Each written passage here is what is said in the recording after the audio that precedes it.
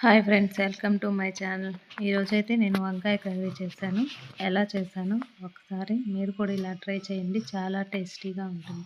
చపాతీలోకైనా, రైస్లోకైనా, బిర్యానీ రైస్లోకైనా చాలా చాలా టేస్టీగా ఉంటుంది.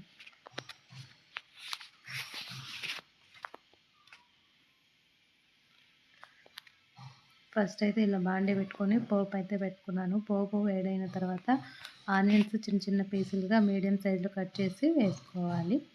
ఆనియన్స్ బాగా వేగిన తర్వాత ముందుగా కట్ చేసి పెట్టుకున్న వంకాయ ముక్కలు సాల్ట్ వాటర్లో వేసుకున్న వంకాయ ముక్కల్ని అయితే ఇందులో యాడ్ చేసుకోవాలి. ఈ వంకాయ ముక్కలు బాగా మగ్గనివ్వాలి. ఒక 5 మినిట్స్ నుంచి మగ్గనివ్వాలి.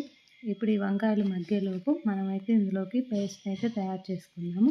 ఈ పేస్ట్కైతే నేను ఏమేమి వేసానంటే ధనియాలు, జీలకర్ర, వేరుశనగ పప్పు, అలాగే నువ్వులు ఇవన్నీ ఒకసారి ఫ్రై చేసుకొని మిక్సీ పట్టించుకోవాలి. మిక్సీ పట్టేటప్పుడు ఇవన్నీ అలాగే టమాటాలు, అల్లం ముక్క, ఒక స్పూన్ కారం ఇవన్నీ వేసి మిక్సీకి అయితే పట్టించుకొని పక్కన పెట్టుకోవాలి. ఇప్పుడైతే వంకాయలు కాస్త వేగిన తర్వాత ఇందులో సాల్టు, పసుపు వేసుకొని ఇంకొకసారి బాగా కలబెట్టుకోవాలి. ఇలా కలబెట్టిన తర్వాత ముందుగా మనం మిక్సీ పట్టించుకున్న పేస్ట్ని అయితే ఇందులో యాడ్ చేసుకోవాలి.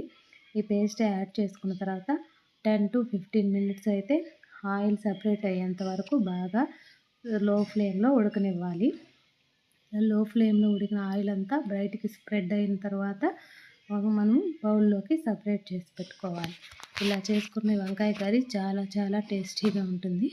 ముఖ్యంగా రైస్లోకైనా, చపాతీలోకైనా చాలా బాగుంటుంది. Please friends, subscribe to my channel.